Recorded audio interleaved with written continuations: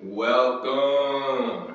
You with the Nasty Pastor, and I'm back with another chapter read from out of Exodus. You know, we get ready to get into what would this be? Chapter 22. Yeah, chapter 22, and I gotta say, you know what I mean, it's almost over. It's almost over. I know I'm hearing some things, I'm reading some things that was not even in the movie Exodus. You feel what I'm saying? That was not showed.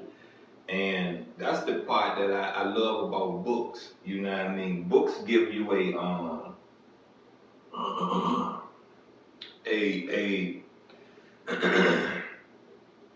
how to say it. Movies are more condensed. You feel what I'm saying?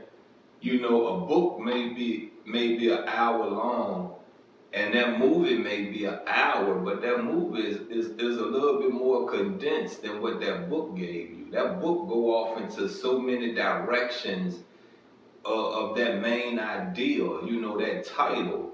You know, it give you more. It's more of a meal. You know what I mean? I give you movies detail some things, but a book, come on, man, a book, come on. Sometimes, reading put you there. Reading put you right in the scene, right in the moment, right in the field. You know,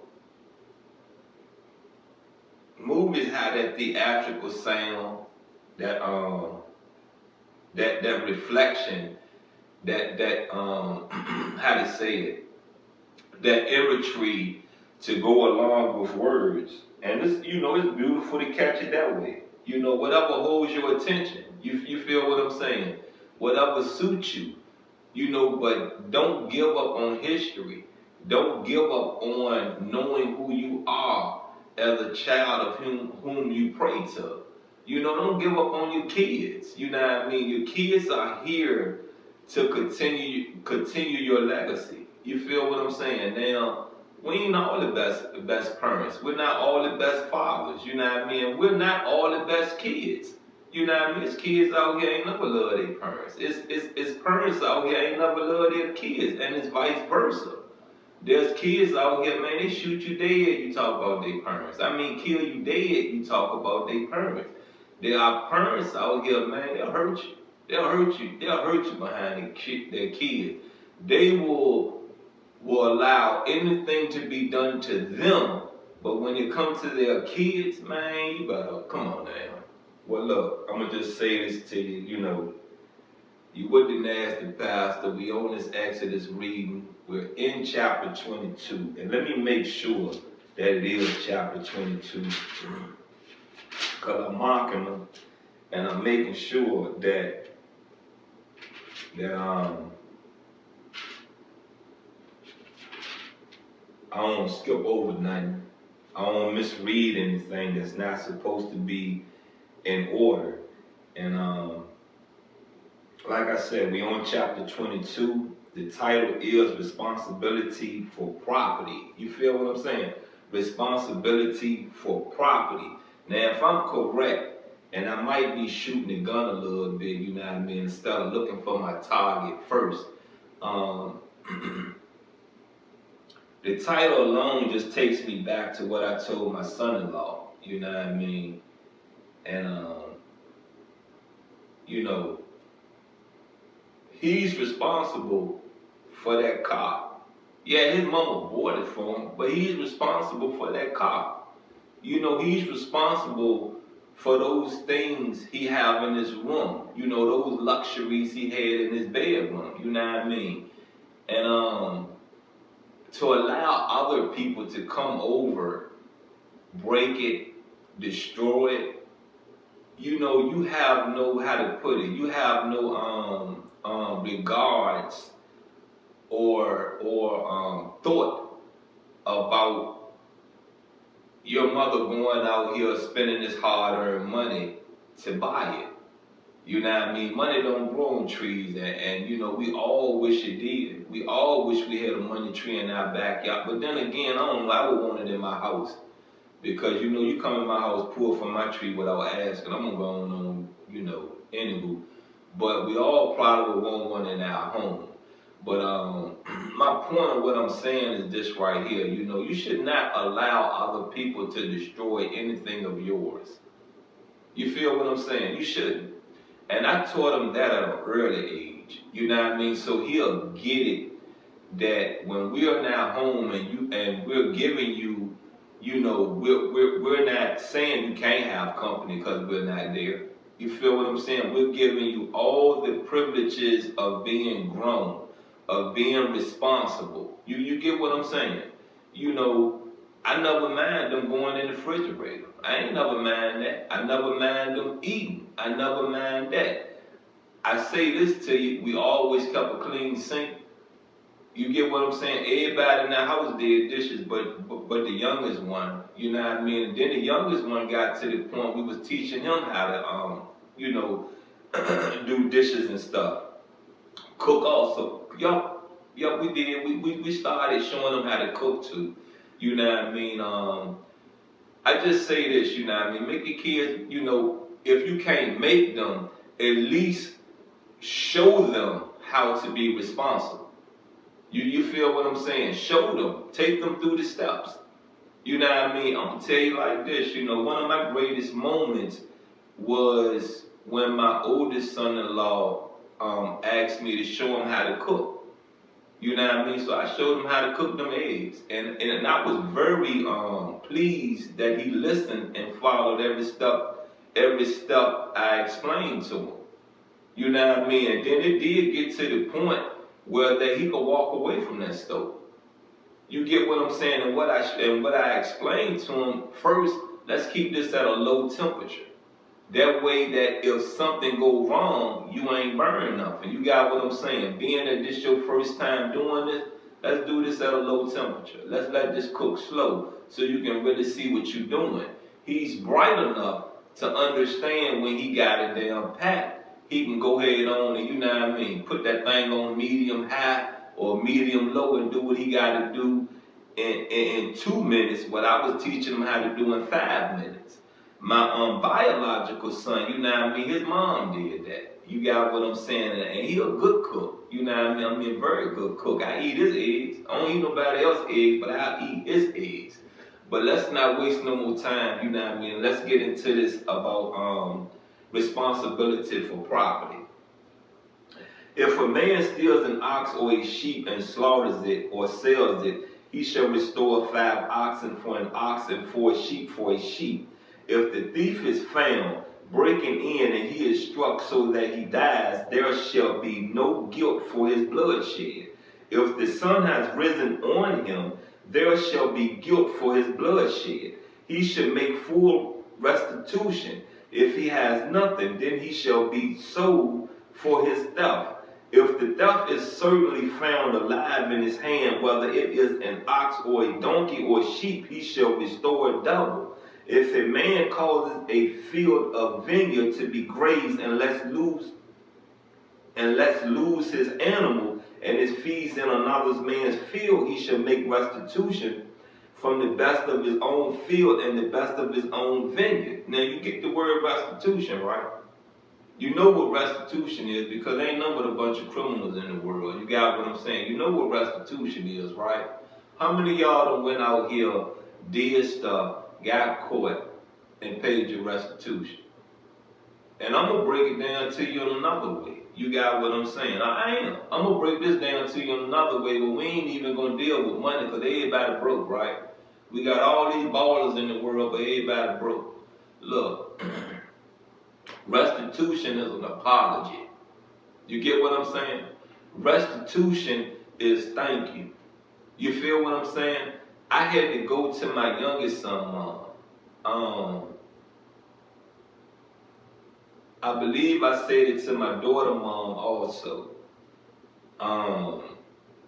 My oldest son, mom, you know what I mean? I went to them and apologized for everything I done wrong. You get me? I went to my mom, apologized to my mom for everything I done wrong. I went to my brother, put it this way, anyone I feel that I harmed, You get what I'm saying? That I know I've done you wrong. I apologize to you. Some of them face to face. Some of them right over this social media. You feel what I'm saying? You get it? That's restitution also. Acknowledge your wrongs, move on. I didn't apologize to them because, hey, I want to get back, especially these women, because I want to get back with you. I didn't apologize to these women because I want some favor in heaven.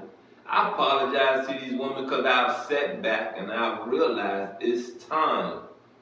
You get me? It's time to give these women an understanding that, yes, I've thought about what I've done to you. I really have. And I know I was wrong. Will you accept my apology? Whether they accept it or not, I don't care about that. I'm man enough to ask for your forgiveness. You get it? Let's roll back into this reading. Verse 6. If fire breaks out and catches in thorns, so that stacked grain, standing grain, or the field is consumed, he who kindled the fire shall surely make restitution. If a man delivers to his neighbor money or articles to keep, and it is stolen out of a man's house, if the thief is found, he shall pay double. If the thief is not found, then the master of the house shall be brought to the judges to see whether he has put his hands into his neighbor's goods. Now, doesn't these sound like laws? Doesn't it? Responsibility and laws. Doesn't they sound like, you know what I mean? Doesn't this sound like these could be laws? Huh? And honestly speaking to you, you know what I mean? If you know the Kemetic, Kemite culture, if you know the ancient Egyptian culture, if you know the African culture, this is from out of the African culture. I apologize for telling you this. It's in our doctrines. It's in our, you know what I mean, our books. It's there. So you're going to tell me Moses didn't take the good from out of Kemet? Come on, man. Where we was at? For any kind of trespass, whether it concerns an ox, a donkey, or a sheep, or clothing, or for any kind of lost thing which another claims to be his, the cause of both parties shall come before the judges, and whomever the judges condemn shall pay double to his neighbor. If a man delivers to his neighbor, or a donkey, an ox, or sheep, or any animal to keep it, and it dies, it hurt or driven away, no one seeing it, then an oath of the Lord shall be between them both, that he has not put his hand into the neighbor's goods, and the owner of it shall accept that, and he shall not make it good. But if in fact it is stolen from him, he shall make restitution to the owner of it. If it is torn to pieces by a beast, then he shall bring it as evidence, and he shall not make good what was torn. And if a man borrows anything from his neighbor and it becomes injured or dies, the owner of it not being with it, he shall surely make it good. If its owners was with it, he shall not make it good. If it was hired, it came for its hire.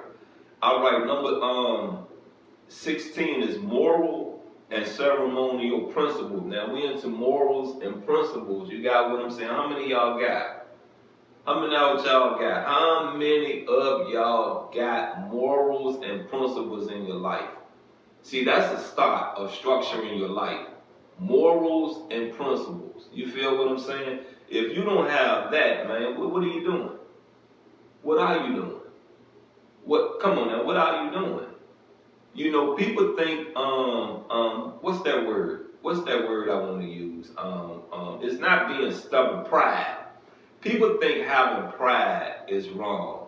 You know, pride falls up under principles. Pride falls up under morals. It's just a different word. You feel what I'm saying? I get having too much pride. You get what I'm saying? Too much. I get that. Some people got too much. You get what I'm saying? But you got to have some dignity in you. You got to have some strength in you. You got to have some, how to put it, I'm not going to do anything for nothing. You feel what I'm saying?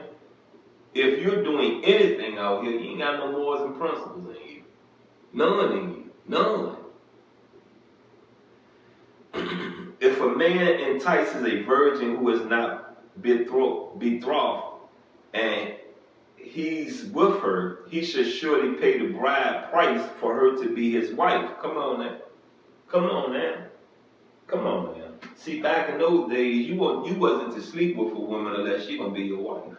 You get me? Your wife. You get it? You had to go to the mama and the daddy and sit down and talk to them and get their hand in marriage, get their okay in marriage. You know what I mean? And usually there is a gift being presented. You understand what I'm saying? Whether you get a yes or a no, usually there is a gift being presented to the parents. You know what I mean? You get it? You know, you have to love the parent that gave you your soulmate. You get it? You should want to meet the parents of your soulmate. You should want to meet the parents of a woman or a man that you feel you're going to live the rest of your life with. You can learn a lot. You get what I'm saying? You really can learn a lot because the both of them, their characteristics is in this young man or this young woman.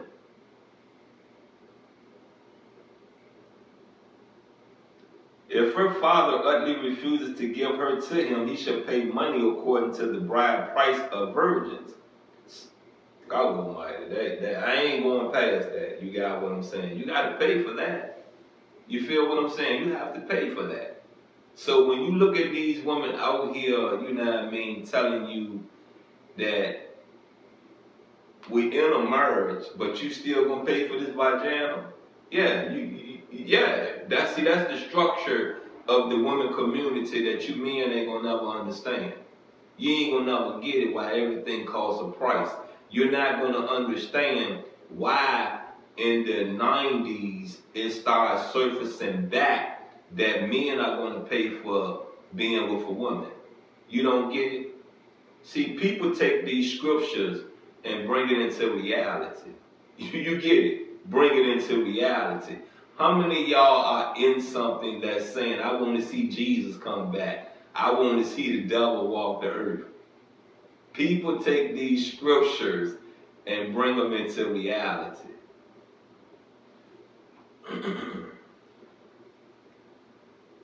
You should not permit a sorceress to live. Whoever lies with an animal shall surely be put to death. He who sacrifices to any god except the Lord only, he shall be utterly destroyed. Now come on now.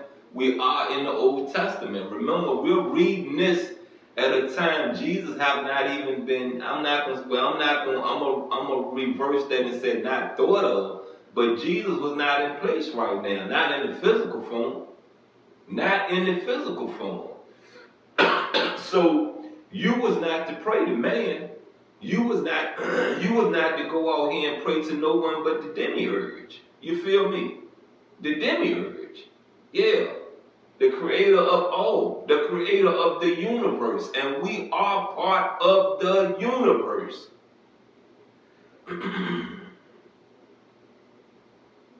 You shall neither mistreat a stranger nor oppress him. Come on now. Don't y'all mistreat strangers every day because why? Why? We have been taught, we have been showed strangers will kill you. They'll kidnap you, hold you for ransom, they'll kill you, all that, right? People take these scriptures, bring them into reality. For you were strangers in the land of Egypt, you shall not afflict any widow or fatherless child. If you afflict them in any way, and they cry at all to me, I will surely hear their cry. And my wrath will become hot, and I will kill you with the sword. Your wives shall be widows, and your children fatherless. If you lend money to any of my people who are poor among you, you shall not be like a money lender to him. You shall not charge him interest. Come on now, what they knew about interest back before Christ? People take these scriptures and do what? Make them reality. If you ever take your neighbor's garments as a pledge, you shall return it to them before the sun goes down. For that is his holy covering. It is his garment for the skin. It is his garment for his skin. What will he sleep in? And it will be that when he cries to me, I will hear, for I am gracious. You shall not revile God, nor curse a ruler of your people. You shall not delay to offer the first of your ripe produce and your juices. The firstborn of your sons you shall give to me. Come on now, that sounds like Islam right there. Huh? Come on now, ain't that in Islam? Does that, come on now, your firstborn? Does that not say your firstborn, it belongs to Islam, belongs to Allah? That's wrong. Where we at? Where we at? Where we at? There we go. Likewise, you should do with your oxen and your sheep. It shall be with its mothers 7 days. On the 8th day you shall give it to me, and you shall be holy men to me. You shall not eat meat torn by beasts in the field. You shall throw it to the dogs. That's the end of chapter 2. Read, you know what I mean? And do you understand why we should not eat roadkill? See, it's already been, how to put it, shocked, which releases a poison within the blood. You feel what I'm saying? That's why they tell you, you know what I mean, deer meat. You know, most of all y'all go out there, shoot a deer. That deer been shot. That deer been put through something. And the poison that releases from that shock, you know, is tainted meat. So that's why they tell you, when you out there, you supposed to take that deer meat and soak it. I'm talking about, when I said soak it, you supposed to soak for days, re-soak it. You know what I mean? You put that vinegar down in there to get it out there. You know, you do a lot. You know, it's a certain way that you're supposed to kill a cow. It's a certain way you're supposed to kill a chicken. It's a certain way you're supposed to kill any animal so that shock, you know what I mean, does not taint the meat, does not poison the meat. You feel what I'm saying? Look, I'm going to just tell you like this once again. I just read some stuff to you that make a whole lot of sense why the world is what the world is today, right? These from out your scriptures. And you're not going to tell me Allah does not take your firstborn. You're not going to tell me your firstborn, your first male born. You're not going to tell me that, because it's evident. And you showed that in the presence, in the now. You showed that right here in Richmond, Virginia. Look, you've been with the nasty pastor. I'm out, and I love you.